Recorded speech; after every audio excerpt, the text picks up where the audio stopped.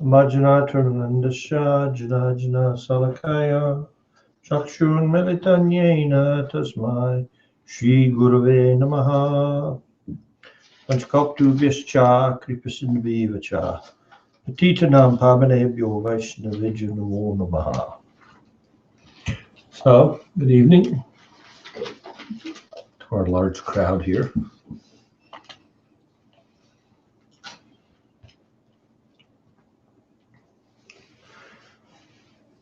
We are going to continue with an introductory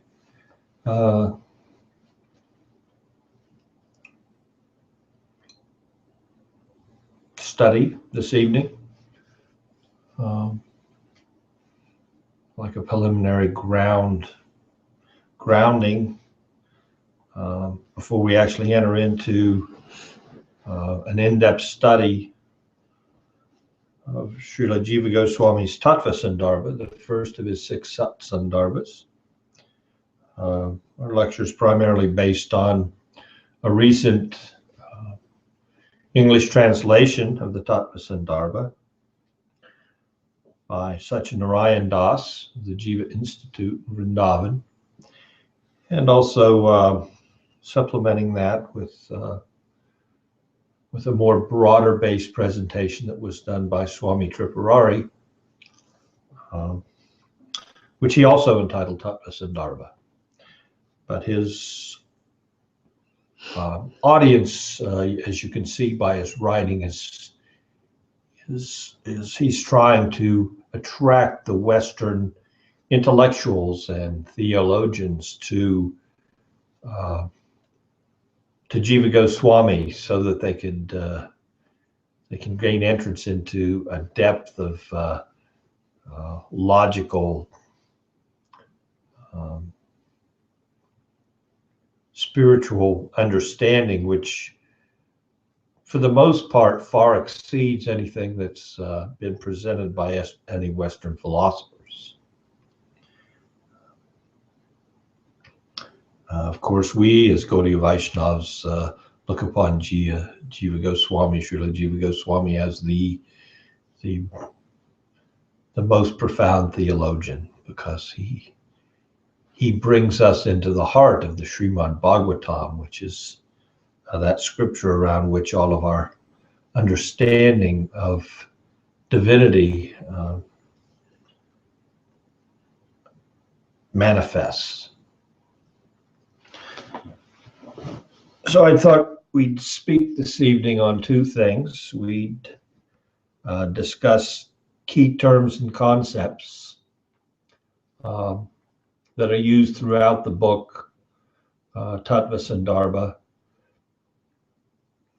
and the author has actually recommended that we have a firm understanding of these concepts, so that when we come across them in the presentation, both the writing of Jiva Goswami and the commentary of the translator, Satyanarayan Das, we know exactly what we're talking about. But I wanted to touch upon first a little biographical information on Jiva Goswami. I'm sure everyone's heard a lot about him in relationship to the 6 Goswamis, but I think it would be good as a matter of appreciation to mention the nature of his life. He is the youngest of the 6 Goswamis, who were the direct disciples of Sri Chaitanya Mahaprabhu. I guess we would say the 5 Goswamis, because Diksha-wise, Jiva Goswami took initiation from Rupa Goswami. He first approached Sanatan Goswami, but out of humility, Sanatan recommended that he go to Rupa. So the majority of the history that we get regarding Jiva Goswami comes from one book, Bhakti Ratnakarana. In there and elsewhere, it's mentioned that he is an eternal associate of the Supreme Lord in Vraj Bhakti. And in that realm, he is a Manjari. That is a young maiden who serves the loving affairs of Radha and Krishna. Vilas Manjari is his name in that transcendental realm. And he is actually the nephew of Rupa and Sanatan, who were brothers to his father. His father was Anupanma Vallabha. He died at a young age. Some think within a year or two of Jiva Goswami's birth. He died while he was on tour with Rupa Goswami in South India.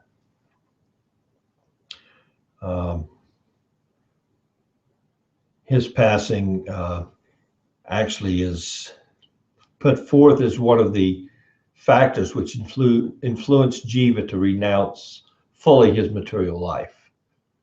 Well, he's an eternal associate. He really didn't have a material life, but still.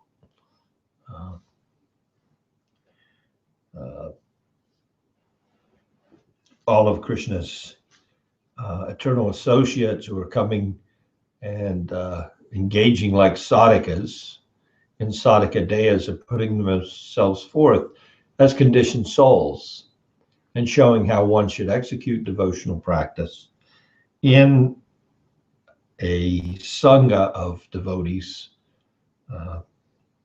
so that they can advance in spiritual life. So by their example, which is especially in regards to the examples of in the lives of the eternal associates, is extraordinary. So much so that one would think that they could never themselves rise up to that level of complete detachment from everything material and complete absorption in devotional life. So both his uncles and his father worked for the Muslim ruler, Nawab Hussain Shah. And I'm sure that the majority of our audience here is familiar with the fact that all of the three brothers gave up their government posts and took to spiritual life. And this caused them some material difficulties, but still, by divine arrangements, they were able to pursue their spiritual practice and abandon their worldly duties in the government of the Muslim ruler. But it did not come all of a sudden. There was some determined effort on their part and some divine intervention on the part of others to help situate them. So Jiva Goswami, immediately his mother died and he wanted to join his brothers in Vrindavan. Prior to that, instead of going directly to Vrindavan, he went to Navadvip, and in Navadvip, he met personally with Lord Nityananda, and upon seeing Lord Nityananda, he immediately recognized him as the Balaram of the Krishna Balarams, which he daily worshipped in his life. He immediately was able to comprehend his divinity, and Nityananda was so kind as to welcome him and give him a personal tour of Vrindavan, the birthplace of Lord Chaitanya, the house of Srinivas Acharya. He introduced them to Sri Chaitanya's mother, Sachi Devi, and Vishnu Priya, who cooked for him. So in that tour of Navadvip, he actually went to all 9 islands. And Nityananda Prabhu gave him instruction to go to Vrindavan and join his uncles but he recommended that he go by way of Benares. And in going to Benares, which was the seat of scholarly schooling in Vedanta, different schools of logic there, Jiva Goswami became a student of Madhusudana Vischaspati, who was a disciple of Sarvabhauma Bhattacharya. And there he learned all the different schools of thought, different logical schools of thought, all the various Vedic traditions, and this prepared him for his work, his life's work. He quickly mastered all of this logic and reason, and he was able to employ that learning later in life when he presented his treatise, which of all of his literatures is considered the most significant, the Sandarbhas, which is the subject of our lectures here. He arrived at Vrindavan at about the age of 20, and he took initiation from Rupa Goswami. During his life, he's said to have personally authored 400,000 Sanskrit verses. So he had he did a bit of writing there. His lifespan is approximated at around 85 years. But his birth is not exactly known. It's said that when Rupa and his brother Anupama met with Sri Chaitanya Mahaprabhu, that Jiva Goswami was present. But most scholars put Jiva Goswami's birth the same year. So that would mean that he would have met with Sri Chaitanya with his uncles at the age of 1. Some say anything spiritually possible, and some say that he may have been born a little earlier. But it is recorded that he did meet with Lord Chaitanya with his uncles. But then again, all these histories just speak of specific facts, and just like the Srimad Bhagavatam, we don't want to get overly absorbed in facts and miss the story and what's been meant, what we're meant to take away. One interesting incident happened while he was a young man in Vrindavan, working with under the leadership of his uncles. And of course, first was his acceptance of initiation of Diksha. And Sanatana Goswami, as I said, deferred to Rupa Goswami. And he went to Rupa Goswami for initiation, and Rupa Goswami tested him and made him perform menial tasks and just do day-to-day work for him for a while before he actually accepted him as a disciple. Wasn't it like a year? Yeah, some literatures say that, yes, some histories. And he passed the test. But it came up a little later in his youth that he had another test to pass. And that was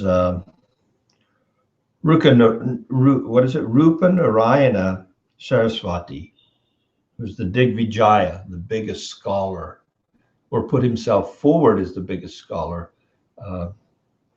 In India, he came to Vrindavan and wanted to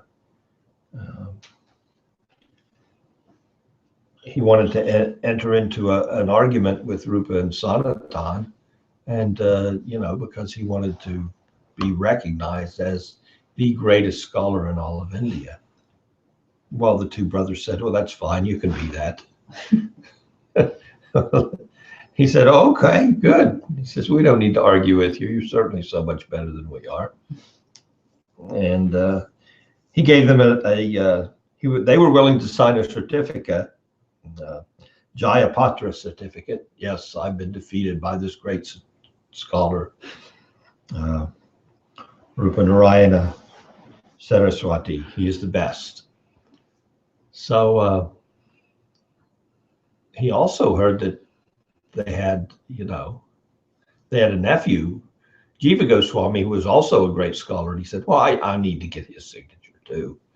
So he approached him and he said, here, your uncles, they've signed over and, signed over to the fact that I could easily defeat them in any argument of logic and reason. And I certainly know scripture more than anyone. And this upset Jiva Goswami. And he said, no, I'm not signing anything. Let's have a little contest here. So they set up for a 7-day contest, and they began in their arguments to show which had the deeper knowledge. And at the end of the first day, the Digvijaya disappeared. So in that way, Jiva Goswami was able to defend the honor and the dignity of his uncles. Some people wanted to see that as a fault in him, that he was just trying to show off his scholarship, but that was certainly not his nature. There are other incidents where people tried to fault Jiva Goswami in different ways. One crazy story is that he threw the manuscript of Chaitanya Charitamrita in a well. After, Krishnadas Kaviraj gave it to him. There's no support for that anywhere, but there's always, believe me, in this world, there will always be detractors, no matter what your position is. There's also others that they took to task the fact that during his time, due to the social climate of the day, he had to preach in support of Swakiya, married relationships of the residents of Raj, and preach in opposition to Parakiya. And people find fault with him for that and say, well, how could he properly represent the lineage? Because he doesn't represent the Siddhanta of the lineage when it comes to the relationship between Radha and Krishna. But he had his reasons, and we're fortunate enough to understand those at this time. But scholars through the years have brought this up as a testament to the fact that he wasn't all that he was cracked up to be in our lineage, just finding fault in some way or another. That he was arrogant in defeating the Digvijaya, that he was dismissive of Krishnadas Kaviraj's writings, that he was spoke in opposition to the Siddhanta of the Sampradaya when it came to the topmost relationships between Radha and Krishna, the gopis. So we're not much interested in these ideas of the naysayers, and factually, who could possibly argue with the depth of understanding and what he did as in a foundational way in service to the other Goswamis specifically.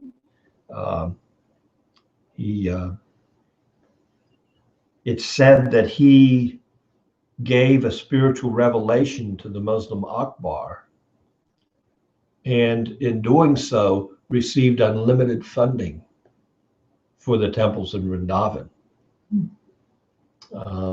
That when the Akbar left the garden where he met with Jiva, he said, what should we do here?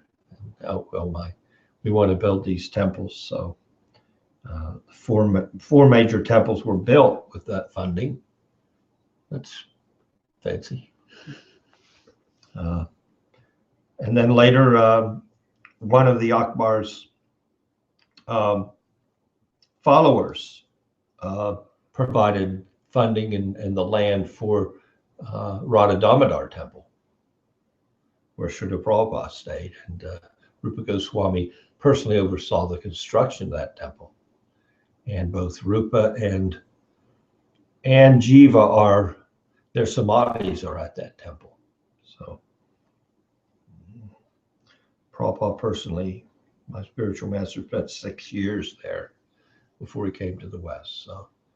So it has some real significance in our lineage. So that's a brief sketch of Jiva Goswami's lifetime. We could speak much more. There's more there, but not a lot. I think what we need to see is more than what we could read and what's been taken down in the histories of man regarding his life is what he's left us, his contribution in literature, which is astounding, incomprehensible, really, what he's given. And as you will see personally, you will experience, you will walk away from this study of the Sandarbhas with such an appreciation of how he's brought the theology of Gaudiya Vaishnavism into a modern context, even though his Sandarbhas were written 500 years ago, into a modern context where they can be appreciated by any sincere seeker of truth. So that will become apparent, even as we go through just the Tattva Sandarbha. So we will continue now with the terms. We started and touched upon them last time. Again, remembering that we're studying Tattva Sandarbha, which is what? It determines what is, first of all, the nature of being. What are we? What is the nature of our existence? The ontology, the nature of being, whatever we are. First, we have to know what we are. So, and in order to know what our being is, we need to make a determination as to what is the proper way to arrive at knowledge. So that's epistemology. The nature of knowledge. What knowledge? What is the best? How do you arrive at a conclusion?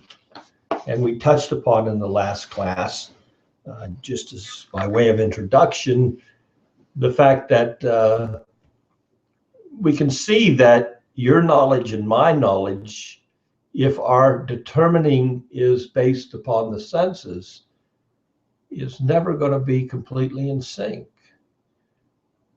What you see as right, I may see as wrong. What you see as sweet and melodious, I may see as simply a bunch of noise. Certainly today, I thought we had music as youths, the Beatles, Simon and Garfunkel and so many poet musicians.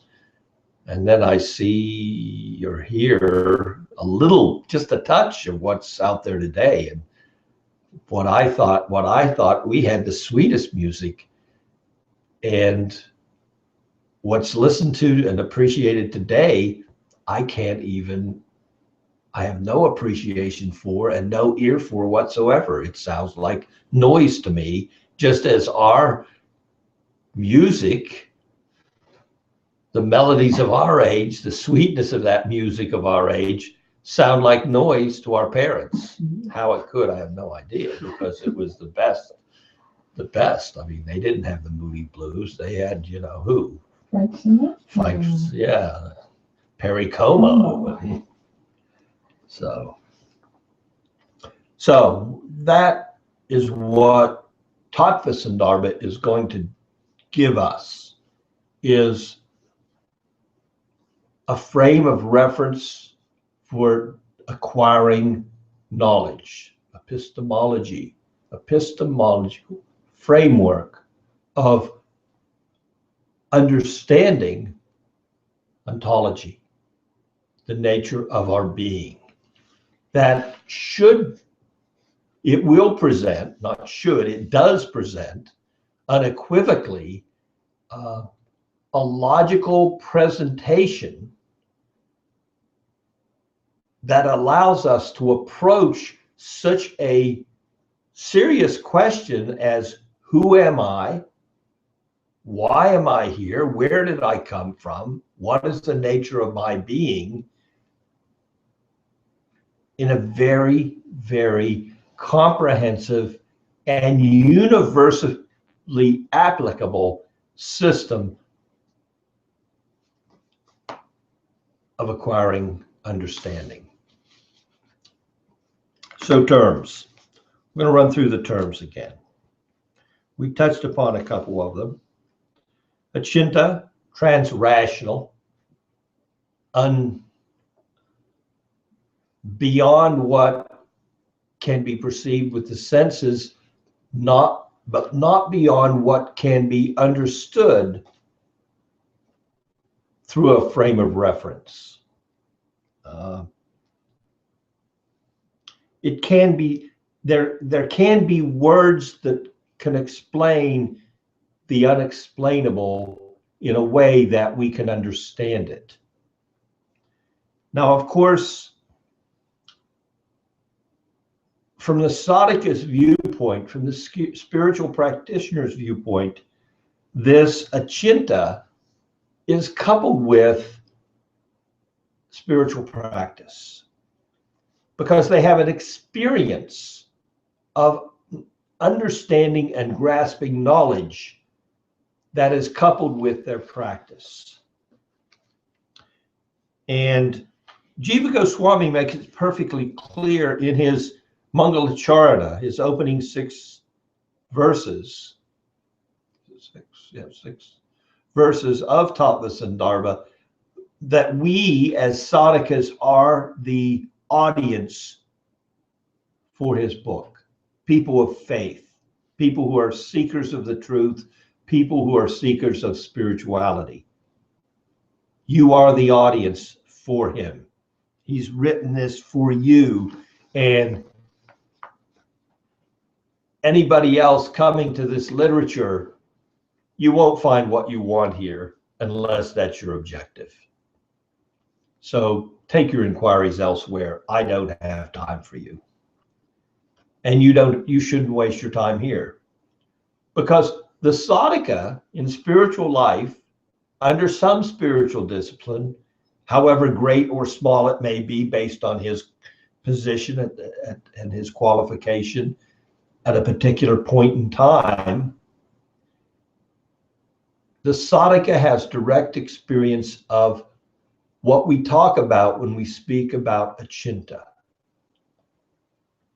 And what is that? That is, as he continues in his spiritual practice, under good guidance and great association of the sadhus, what happens? His understanding deepens, and what was inconceivable becomes understandable. Never was there a time when I did not exist, nor you, nor all these kings, nor in the future shall any of us cease to be. Nahanyate, hanyamane, sorry. Najayate, Mriyate, Vakadacha. All the simplest understandings of spiritual life. The sadhaka, generally speaking, for the most part, we come into the practice and those things are a given. There has to be some background there in spiritual practice from before that we can pick up a book of theology like Bhagavad Gita and immediately it rings true. Oh, yeah, I have no problem with that. I have no problem comprehending karma. I have no problem understanding reincarnation. And I have no real problem accepting God. And as we go through our practice, what is achinta, incomprehensible, even step by step as we go forward, it becomes clear. So as devotees, we know what this means. It's not rational, but I read Bhagavad Gita when I was 19, and I read Bhagavad Gita again when I was 23 and 26, and again and again. And every time I read it, what was inconceivable becomes more comprehensible. Trans-rational. It's beyond what's rationally there, but a deeper appreciation. The light bulbs that's dim gradually gets a little brighter, and the concepts that are presented by the guru in the assembly of the devotees, in the scriptures, in the worship, all become clearer. What was once ritual becomes an entirely different thing as I go forward in life. So, achinta.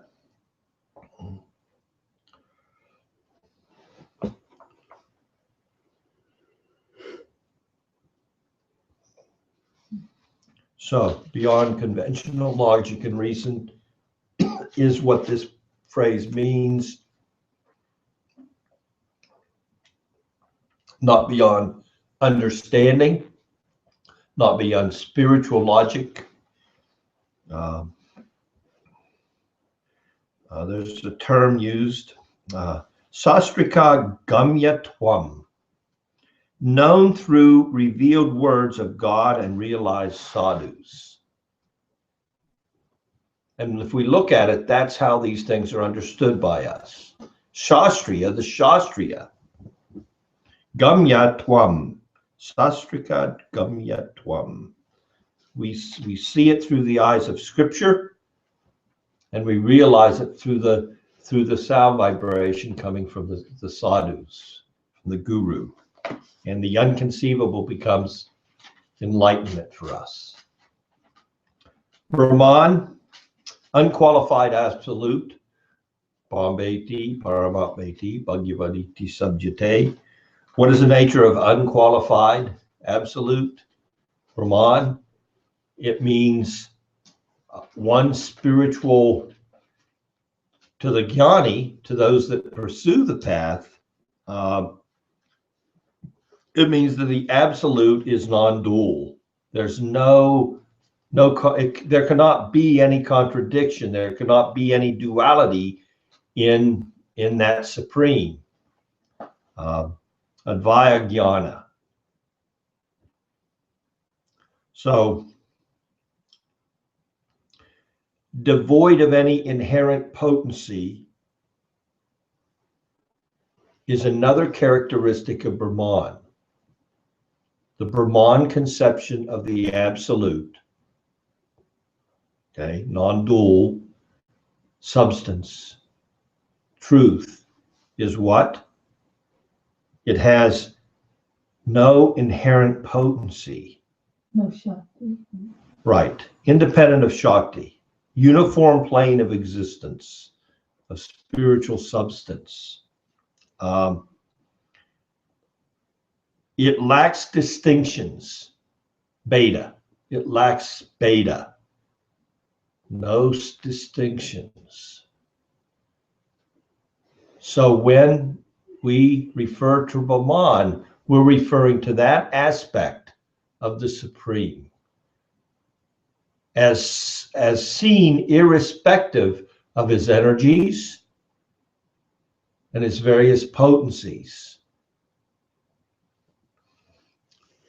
He has nothing influence, there's no influence on that plane of absolute spirituality.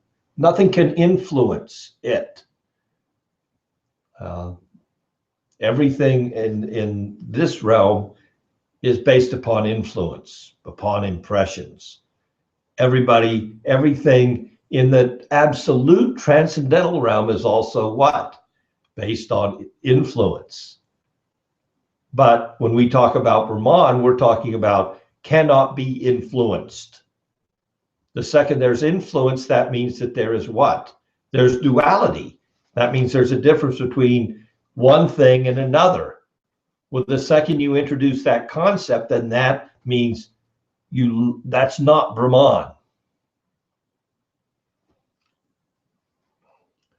So it doesn't allow for Achinta Beta. It doesn't allow for inconceivable, right? Achinta Beta distinction. That's what Brahman does not. It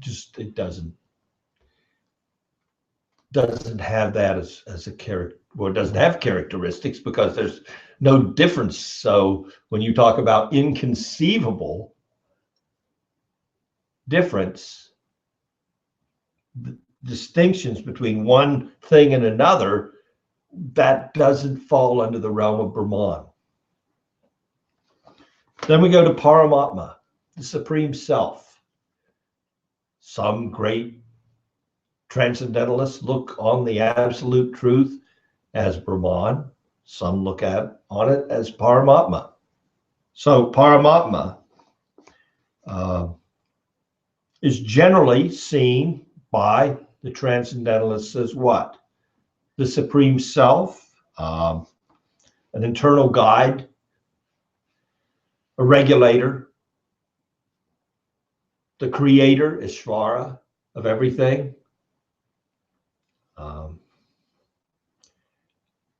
But non-dual in the sense that not influenced by the gunas of material nature. Making the gunas, producing the environment, yes. Being influenced by it, no. God, the Supreme, the Supreme Iswara, the Supreme Witness, the Supreme in that way, but in no way influenced.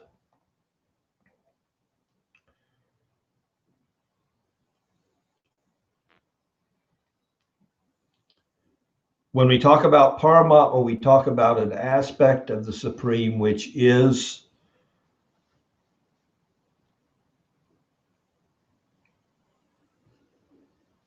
perpetually tied to the material manifestation, and it's all that entails, coming into being for some time, dwindling, and ending. So when we speak of Paramatma, we're talking about that aspect of the Supreme which is involved with the external energy.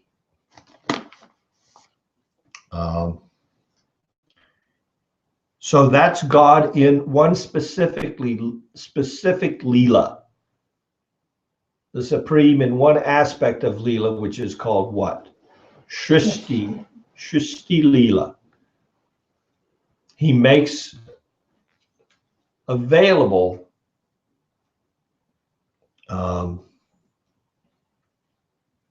a playground. His Leela is to make that available. Creation, maintenance, destruction. He is the shelter for all of the interactions between the jivas, who are his parts and parcels, and his external potency.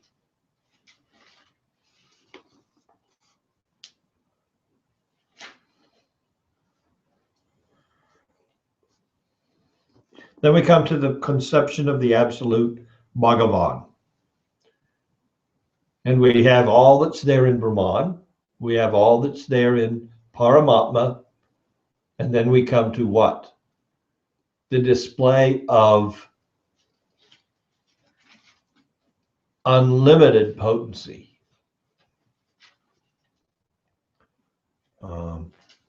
All-inclusive personality, which includes all that is Brahman, all that is what is necessary to manifest and wrap up the material manifestation, and more.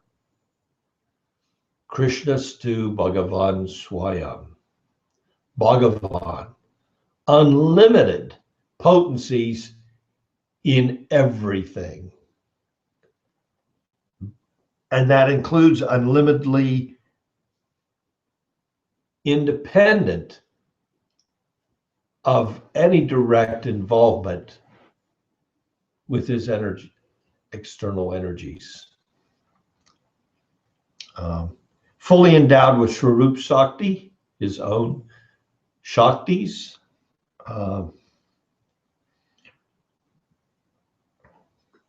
Inconceivable in that it is Achinta, Beta, Abeta, Tattva. He's both in everything that he is and all of the manifestations of energy that are coming from him, and he isn't. He's both the energy that's coming, his Swarup Shakti, and the material energies that are coming under the supervision of his aspect as Paramatma. And then he's also completely independent of all that. One interesting way to look at the Supreme Krishnastu Bhagavan Swayam, Supreme Personality of Godhead, he's more than the sum of all of his inherent potencies. Whatever he is, he himself is more than all that, which is what we would conceive of being that Supreme Personality.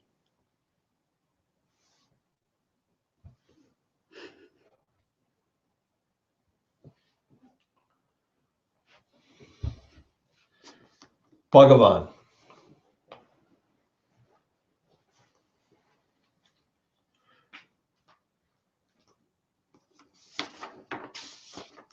Then we come with one other aspect of spiritual energy, the jiva.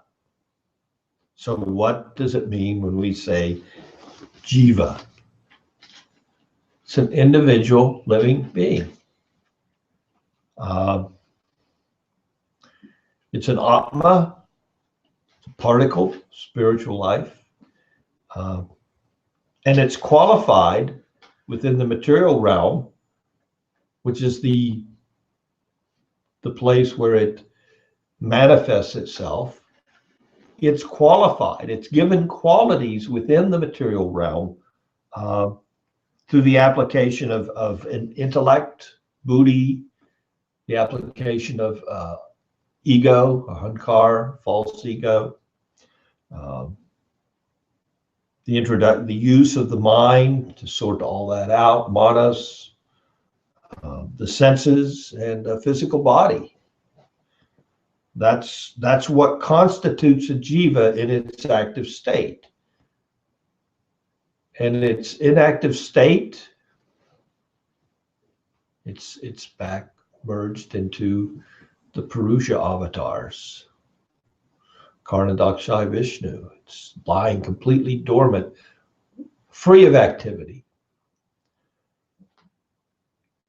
Our closest comprehension of that state of being, again, remember, we're talking here about tattva and the nature of being. So we know about the jiva in action. That's where we are now. So we have some experience. And we would say, well, what is the nature of our being when we're inactive? You're saying we're inactive. There's a period of inactivity. What's our state of being like there? Well, it's achintya, it's unconceivable. You can't conceive of what it's like. But for an idea of what it's like, imagine what deep sleep is like. It's that period where you're not dreaming, you're not awake, you're still existing, but you're at home, but you have no home.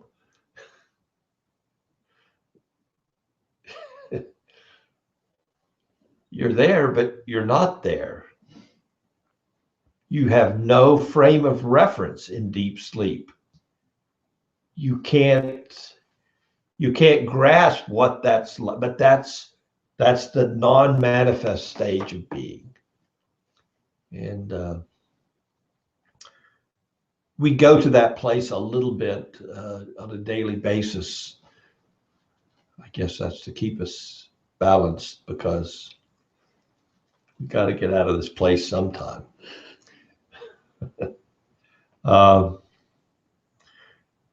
We're conscious, we have consciousness, we're a conscious part of Paramatma, and we have a distinctive position when it comes to the potencies of the Supreme, and it's referred to as what? Not this and not that.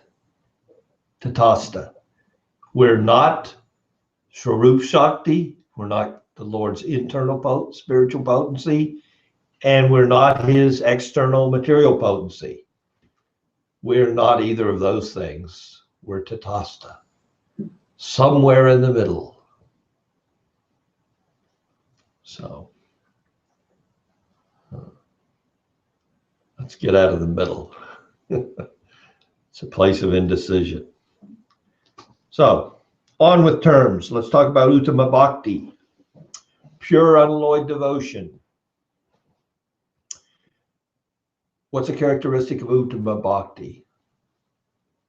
Free of the influence of the modes of material nature. So remember, we're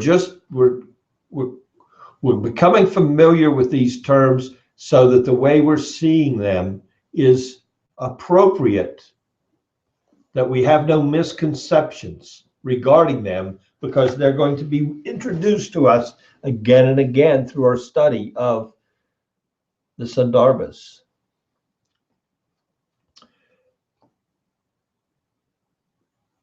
And mixed devotion, characteristic, it's mixed with the modes of material nature. Dualistic devotion, it could also be seen as. Devotion done as a means to an end.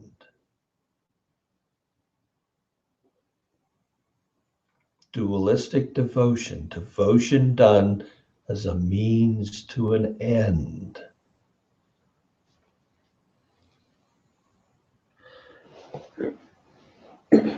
Rather than an end unto itself. The doer of that dualistic devotion sees a difference between himself and the object.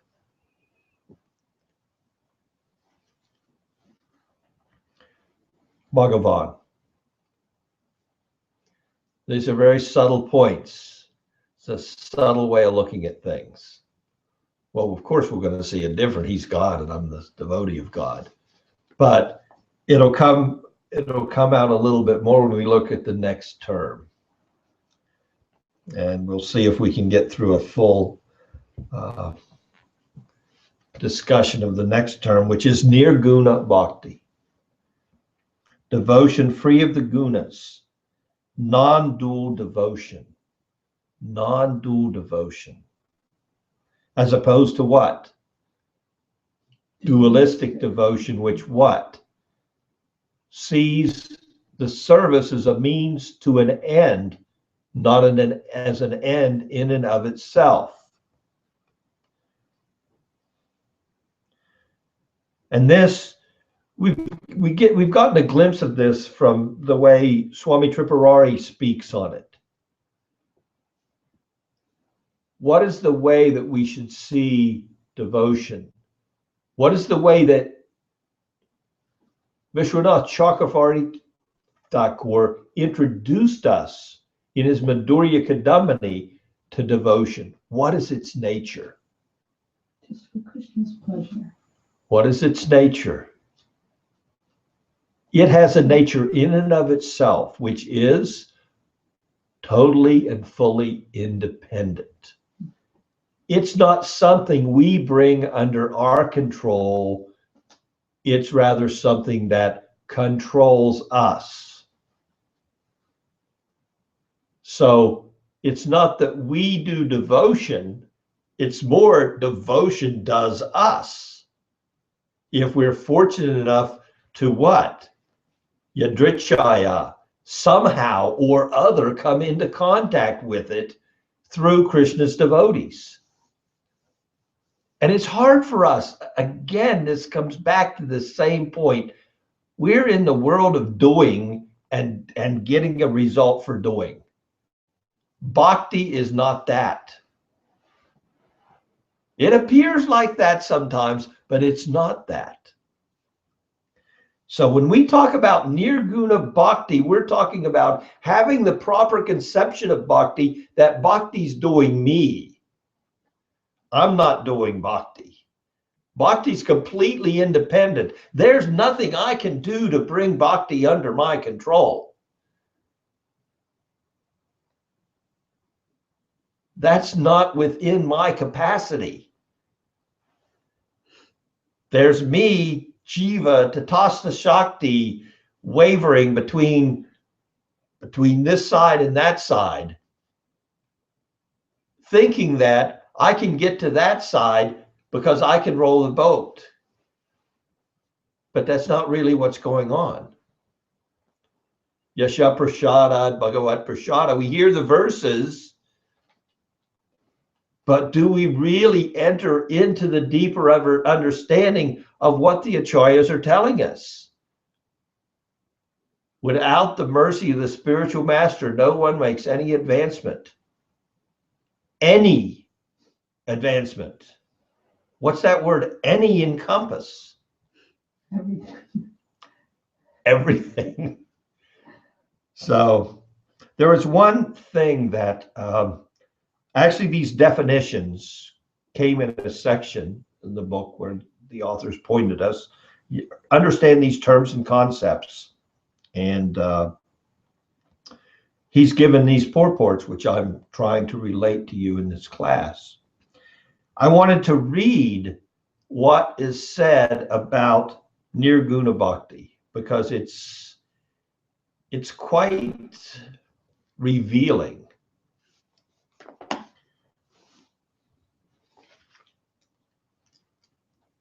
So put on your seatbelts.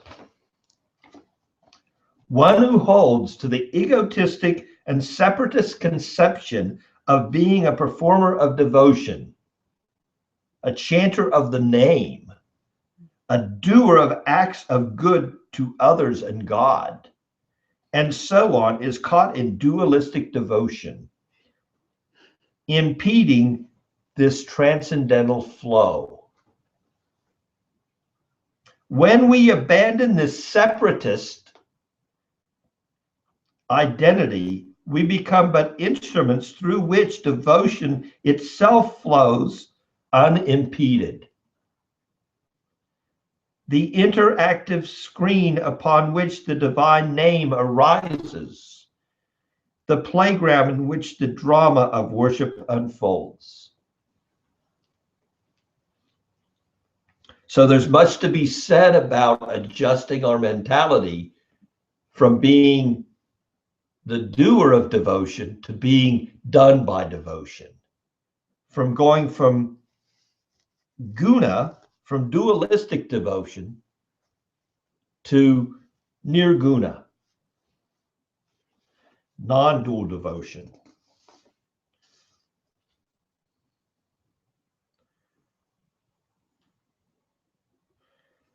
Well, let's go on to karma. What does karma mean? We think we know that one, right? Dualistic action. For every action, there's a reaction.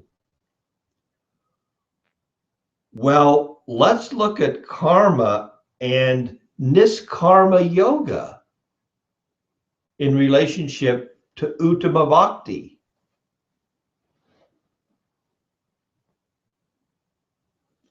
If there's dualism at all, then it's not non-dual. It's dual.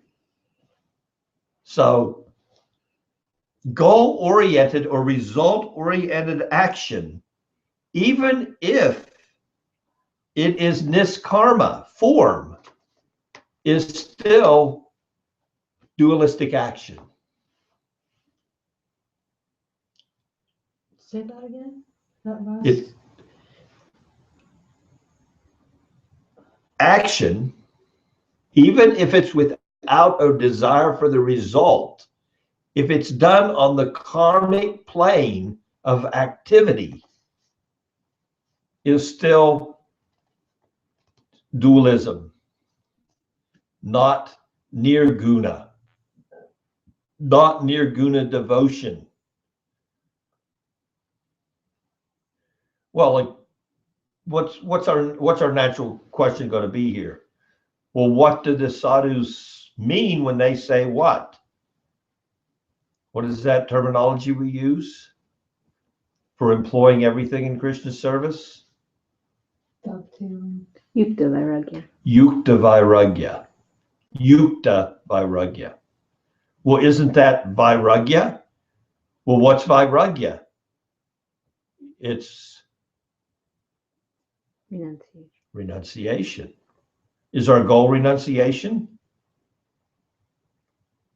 So some very subtle points coming out here just in defining these key words and concepts into the way and the manner in which Jiva Goswami harmonizes and puts things in the perspective of Vedantic thought, which goes very deep into a very comprehensive understanding of Brahmeti, Paramatmeti, Bhagavaniti Subjite. How can that non-dually, what's the non-dual aspect of devotion, which makes it completely nirguna and uttama, free from any kind of goal-oriented approach. A goal-oriented approach is not the approach of unalloyed Uttama Bhakti.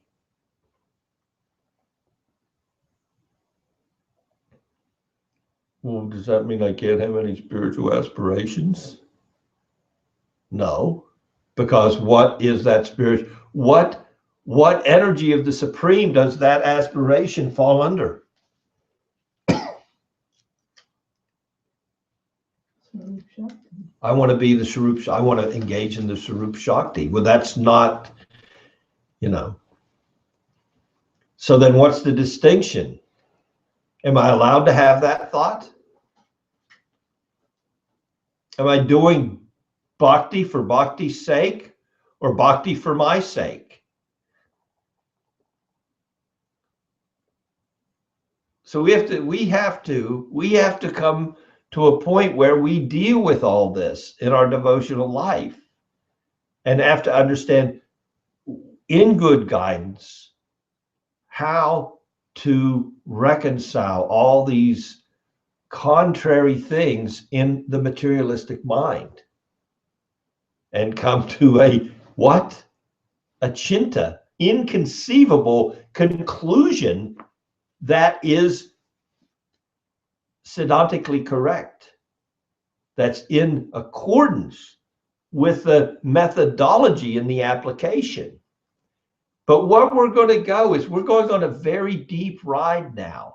We're going to go into the heart of logic, the logic that arrives at the conclusion that the supreme presentation and source of understanding the nature of all being, not only the Gaudiyas Vaishnavas being, all being, because if we look deep into the theology, we'll see nothing can touch this understanding. So entering deep into that in such a way that we can engage in the practice and attain the goal with the proper conceptual understanding. Without the desire for attaining the goal. Becoming free of any contamination in that desire, which would make it dualistic. Yes. Which would put it into the realm of what is not uttama, not desireless. How do you do that? How do you come to that? It's only that understanding is what? It's a chinta, it's unconceivable. But how can we conceive of it? It can only be conceived when what? When coupled with what? The sambandha, the knowledge of the inner relationships is of no value at all without what? Abhideya, the practice. And the abhideya is of no value without what? The goal of the practice. Where are we actually? So these things, they have to come together. And it comes together what? Inconceivably. How can we, as sadhakas, we're practicing, or at this stage of anartha nivritti, we want to be at nista, at least. Let me get to nista where at least I can be steady day in and day out. Let me get there. What's the characteristics of nista as given by Sri Chaitanya Mahaprabhu? Nadanam najanam nasundarim kavitram vajagadisha kama mama janmati. I have no desires. Going all the way up, and does that having no desire end? No material desires. Yes. But he has the desire to be. Yes. Okay. He has the desire. Okay, to advance. Does he? To be this, that means. Okay. Be and then at the end, he's praying what? No. What is it? Alishava. Do whatever you want with me. Do whatever you want. Pick me up. Make me brokenhearted. That's the level of my devotion. There's nothing there. In the devotees at this stage, at the highest stage of praying, there's nothing there. They're like Gadadhar in Sri Chaitanya's Leela. He looked like an empty shell, but was he? No. The Sandarbhas, the Sat Sandarbhas of Jiva Goswami are to let us enter into this deeper understanding that synthesizes Sambandha, Abhideya, and Prayojan, where we learn the proper conceptual relationships through Sambandha. We apply a practice that lets me what? I begin to conceive of the inconceivable nature of those relationships where I can actually enter into what? A non-dual approach to what appears to be a dualistic situation. But Krishna, you can pick me up and embrace me, or you can make me brokenhearted by not being present before me. You'll always be my worshipable Lord, unconditionally. Is that a desire? Is there any desire? That is like the epitome of desirelessness. Well, how do you reconcile that? So when we look at and we hear this, and you say, well, wait, you have to have a desire. How can you advance if there's no desire? Yeah, we have a desire. We have a desire to come to that level of desirelessness where love rules and conquers all.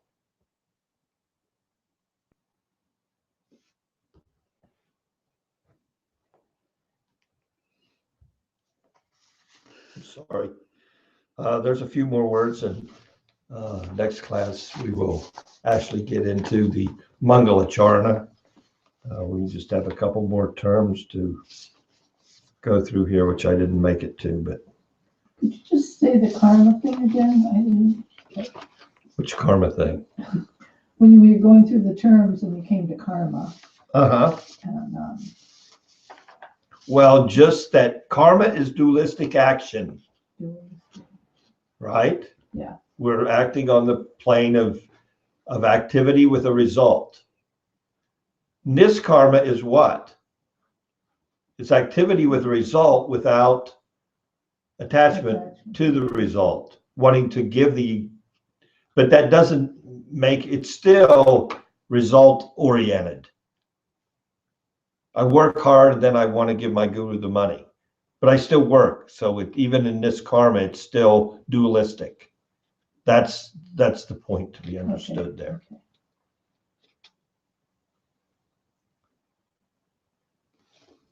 Any questions other than that? A little long, I know. I'm sorry. Thank you very much. Hare Krishna.